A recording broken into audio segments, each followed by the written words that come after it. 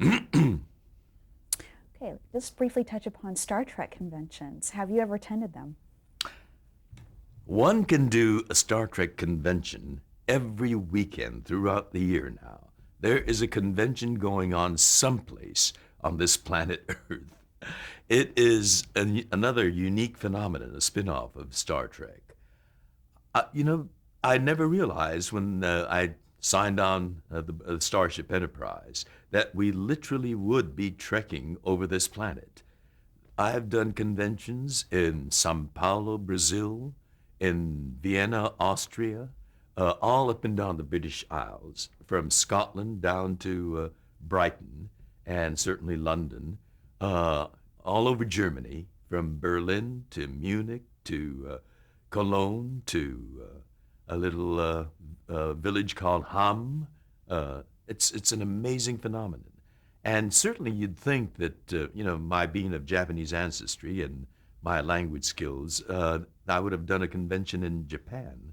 But it wasn't until this year, the year 2004, that I did my first Star Trek convention in Japan, in Toyama, Japan. And then a month after that, they called me back again, this time to Tokyo, to do a week long promotion for the release of the Star Trek DVD, which was, sort of like this, but for, for about 6 hours a day for 4 days straight, talking to television, to print, and to radio. And then on the very last day, they staged this huge public event at Tokyo Station, something like Grand Central Station in one of their concourses. And they had a bevy of yeomen in the short outfit and a very rambunctious Japanese comedian as dressed up in Starfleet uniform as the master of ceremonies. And in the audience were, of course, the de rigueur Japanese Klingons. It was an amazing experience. But this year was the first time that I've had those Star Trek experiences in Japan. What are fans' reaction to you? Their responses? It's very enthusiastic. It's always, very, well, it all depends. In Japan, they're respectful. It's the bowing and the offering of the omiyages, the gifts, and it's all presented like this. It's a very respectful and joyfully formal kind of experience. There are national characteristics to the conventions in the various countries. The Italian conventions are very free-form and energetic and lots of singing and lots of, joy, expressiveness. The German conventions tend to be very organized, very disciplined, and almost militaristic. The British love to queue. They queue for everything, and they're very patient. and, and I'm an Anglophile. I went to school in England as well, and so there's a very warm spot in my heart for the British people. But I once made the mistake of saying I was doing a play in Edinburgh, Scotland, and after the play, you gather at a local pub to sort of wind down. And I was, they call them wee drums, but enough wee drums, and the impact is not wee. And so I started to rave about how I love Edinburgh. I said, I love the culture. I love the buildings. I love the history. I love the people. I love the accent. I'm a confirmed Anglophile. You should have seen those Scottish hairs stand on end. I was in danger of being tarred and feathered and sent south of the border. As a matter of fact, when I said, I love the accent, the woman said, I do not have an accent. You do. That's another lesson I learned. Accents are all relative. I have an accent when I'm in Scotland, But these conventions are throughout the world are varied, and they all reflect some distinctive national and cultural characteristic. I'd like to talk about Year of the Dragon Mm. and how you came to be in this production. That was probably one of the most thoroughly satisfying, fulfilling role that I've had as an actor. It was a play written by Frank Chin, a very gifted Chinese American playwright, about, I suspect it's pretty autobiographical. It's about a Chinese American family in San Francisco, in Chinatown, San Francisco, and his relationship with uh, his father primarily, but also his mother, who he discovers is not his real mother. And he discovers that his real mother is this um, woman who came from China, who doesn't speak English, and who is so totally different from who he is. He was raised by this Chinese American woman who his father had married when he was a little baby, and his relationship with his siblings and with the Chinatown community. I'm a Japanese American, but I was able to identify with a lot of his sense of the outsider in uh, white American community society, and some of his desire to be fully himself, but also the constraints of family and responsibility and so forth. There are a lot of common uh, areas that we Asians, Asian Americans, feel. The American part, also coming in conflict with the Asian uh, older generation. Uh, and then we were able to do that for television, for PBS, the Theater in America series, produced by Jack Venza. And that gave us the opportunity to share that play, which we did in New York, with a larger audience, a television audience. And that's the other thing that's so wonderful about television. You can do theater for a year, and it reaches just so many people, just a fraction of the audience that you can reach in one night on television. And with the TV version of the Theater in America series, we were able to share it with a huge audience, not just for one night, but as it turned out, that video is being utilized in Asian American studies classes, courses on the university campuses throughout the United States. So that this was some years ago. I went to the supermarket, and when I was coming out, there was an Asian box boy, and he said, "Oh, Mr. Takei, we saw you on TV at school." And I said, "Oh, really? What was it?" And I expected Star Trek or some other episodic TV series. And he said it was Year of the Dragon. I said, "Oh, really?" And he said, "Yeah, it's part of our Asian American Studies course." And I happened to be in Columbus, Ohio, and an Asian American student came up to me and said that he saw Year of the Dragon in his Asian American Studies course as well. So that having done that series, or that particular drama, was, for me as an actor, very fulfilling. But it's also very enormously satisfying to know that we're reaching an audience with that story uh, far and wide, thanks to the power of television. I want to take a moment and talk about the actual craft of acting for television. How much research do you do for a role? Um, it all depends on the role. For example, if a role requires that, because of this Asian face, sometimes we're playing Vietnamese, and it might involve Vietnamese dialogue. And for that, I want to make my reading of the Vietnamese lines as credible as possible. So I go out and work with a dialogue coach. Now this was for a feature film, uh, uh, The Green Berets, that I worked with the dialogue coach. With television, you don't have the luxury of that kind of time.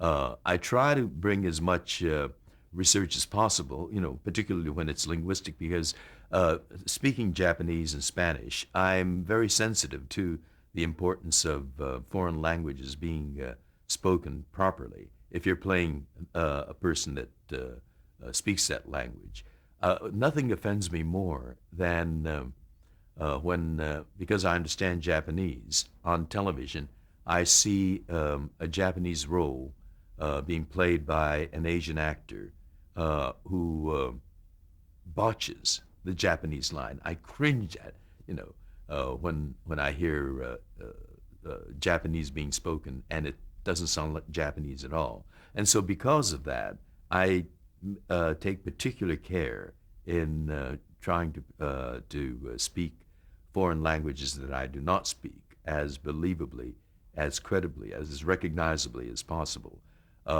And in movies, you have that luxury. In television, because of the time constraint, you don't have that opportunity to the extent that one can do it for movies. But I do try to work with, for example, if I have to speak Mandarin, I work with a friend that speaks Mandarin fluently to try to get as believable as possible. In terms of other preparation, I think you have to personalize the character that you're playing. And again, with the limitation of that time, you try to find aspects of yourself that might work with the character. With a feature film where you have more time, or for the theater, where you have more time, you have the opportunity to explore a bit more, reach a bit more. The biggest challenge with television acting is the limitation of time. You might get a call and you might be in front of the camera, a few days hence. So that's the big challenge. Well, how often do you like to rehearse, though? How often do I like to rehearse? I mean, would you... Depending on, well, for the theater, we rehearse ideally for a month. But that's because once you start, you get no breaks. With television, you have the opportunity to break and have a take two and take three and take four, So that's a different kind of luxury that you have with television. What was the question? Would you prefer to rehearse alone or maybe with your castmates? Oh, ideally to work with the class with your castmates. You get, the scene is organic. That's the mailman. Oh. No, we're not being broken into. Ideally, you work with the other members of the cast that's in that scene, because you want to get the rhythm of the scene, you want to get the rhythm of the other actor, you want to get the whole thing working organically. But you don't have that luxury either. If you get the script just a few days before you're to film, so you come as prepared as you can. First of all, have your lines. That's the big mechanical part that you have to have done, over, finished, and then you start working on the personalization part and to relating with the others in the cast. What about the preparation you do right before shooting a scene? What I try to do there is to be as much in the character, calm, to have as much control, because if you're struggling with lines or struggling with trying to remember this and that, it's too late. You try to become as fully in control as a character as you can. That few moment when you can just, concentrate and become the character. In television, what do you feel your talents are stronger in? Acting in comedies or in drama? I don't know. I enjoy both.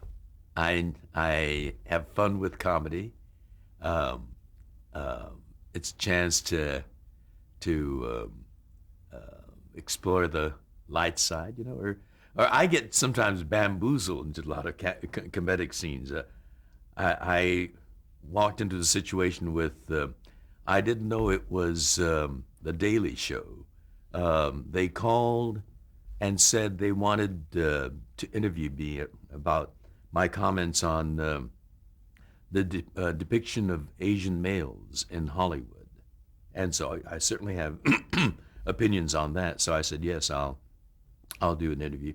And it turned out the woman was from the Daily Show. I didn't know that. And what she wanted to find out was the depiction of Asian males in porno films. And the first question she asked was, how would you feel about acting in a film titled Hot Wet Bitches? And my reaction was, hot, wet bitches? And they used that clip and they had a lot of fun with it. And then Howard Stern picked up on it, and it's still running. I'm told that my voice comes on saying that very regularly there. But comedy is for is really serious, but the situation and the context is what makes it funny. And so, comedy is another form of drama in a different context. Comedy is actually sometimes very cruel. I mean, what's so funny about a man slipping and falling down on a banana peel? But that's a classic comedic scene, falling on a banana peel, and yet we laugh. He could have broken his bone, his skull could have cracked, and yet you don't think of that. So comedy is really putting a very serious situation in another different kind of spotlight. Drama, I think, is to me the real thing. That's where you deal with the human condition, tragedy, aspiration, hope, um, the bittersweetness of life. And I think drama is richer, denser. It's a fuller human experience. Do you feel that your performance is affected by an audience? Absolutely, absolutely. I mean, I fancy myself basically a theater actor, and after all that work rehearsing, there's nothing that energizes a performance more than when you step on that stage and there's that breathing, laughing, gasping, sobbing, and most importantly, applauding audience there. That's the one thing I miss with television and movies. You work and you tear your heart out in front of that thing called the camera, and there it sits, cold and mechanical, and the human life behind it is,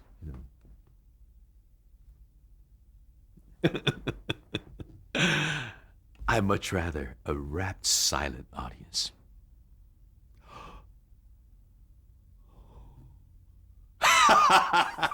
There's something wonderful about that.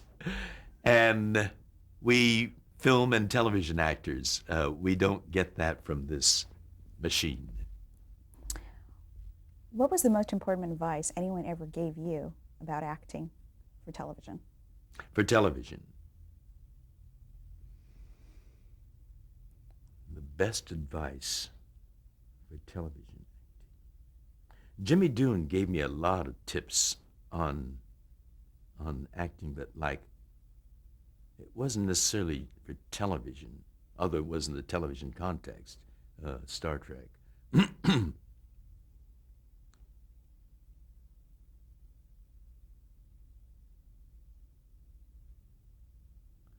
I guess Mark Daniels, the director, said to me, find that calmness in you, you know, and then let everything flow. Jimmy Doohan would give me tips like, when you have dialogue with the, two TH sounds, he would say, I kept saying with the, and it's so difficult, two sibilant sounds there, with the. And he said, well, just say it with the, make one D with the, and you get a clear distinction. And he gave me other tips like that, um, uh, maybe this is one that Jimmy told me that might apply to television. He said, whenever you want to really expose your soul to the camera, look up and look into the key lights. Get that light in your eyes. And I have used that trick. I shouldn't be sharing it like this. Look up into your key lights. It's the looking up and the light in your eyes. After guest starring in many sitcoms, you starred in the television movie Kissinger and Nixon. Describe the experience of working on a television movie. With that, it's we do get the opportunity to rehearse. I think we rehearsed for about a week or 10 days. And the thing that was most impressive about Kissinger and Nixon was Ron Silver's performance as Henry Kissinger. I mean, it was astounding. He became Henry Kissinger. I mean, just in rehearsal, the accent, the physicality, the demeanor, the attitude, everything. But then on the first day of filming, I walked on the set, and I thought Henry Kissinger was visiting the set. These people whose lives are being depicted often come to visit the set. There on the set, I saw Henry Kissinger, and I walked up, to introduce myself to him, and I had my hand coming up, and Henry Kissinger looked toward me and says, "Oh, good morning, George." It was Ron Silver in makeup. It was an amazing. So he prepared for a long time. As a matter of fact, we got a chance to prepare for a long time because that was written by Lionel Chetwynd, and he was trying to sell it over a long period of time. And he had readings that he put together for potential buyers. And so both Ron and I did these readings for Lionel. And so we got a chance to be exposed to the script long before. But I think Ron had his heart and soul set on playing that part, and he was confident that he was the one. So he invested a great deal of himself into the preparation for that. The rest of us, we did the reading, but we weren't sure whether we were going to be cast or not, or whether the project would ever see the light of production. So we were kind of casual about it. Yes, we did the reading, and then we went on to other things. But I think Ron must have been dedicating himself to preparing for that role, because once we started rehearsal, he was already there. I mean, he had Henry Kissinger down pat, except for the makeup. And when he got into makeup, he was Henry Kissinger. It was an amazing, amazing work of artistry on his part, as well as on the part of the makeup people, but primarily Ron Silver's work. He was superb, as was Beau Bridges as Nixon, but I think the most astounding performance was Ron Silver's. Mine was Leduc, who negotiated with Henry Kissinger in the Paris Peace Conference. And I tried to get recordings of Leducteau's voice, and I could not. I had many photos of him, but I never got his voice. Um, but being a person who grew up in Vietnam under the French colonial rule, I learned that he spoke French. So I worked in a slight French accent coloration to my dialogue. But all I saw were newsreel shots, but I never heard his voice. So I studied the newsreel shots, the still photos, and I worked on getting a slight French inflection to my speech. You know, you've guest starred in many television series as yourself or parodying yourself. Now, Not me. The character was named George Takei, but they weren't George Takei. I was playing their concept of a comedic George Takei. I want to make that clear. are there any ones in particular that you find most memorable? Well, Third Rock from the Sun. That was that was fun to do. And as it's turned out, because so many years have passed, those young teenage fans who watch Star Trek have grown up to become corporate executives, college professors, and writers for television series. And I think about 80% of that writing staff for Third Rock from the Sun are Star Trek fans. They know more about Star Trek than I do. I mean, they have the text, the libretto memorized. They can quote line for line who said what and then how so-and-so answered. And so they were Star Trek fans who created their concept of George Takei at a Star Trek convention. And bless their hearts, I had great fun with it. But I'm depicted as someone who collects hotel towels.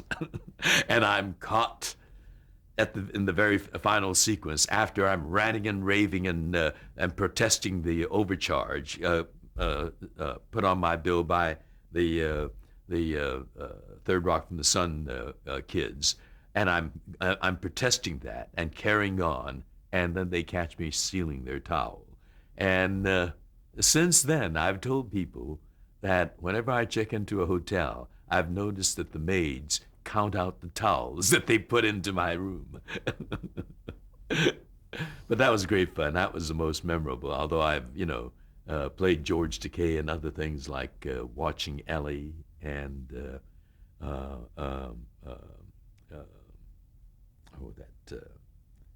hospital thing. Scrubs. Scrubs. Okay, we're going to stop here and change tape.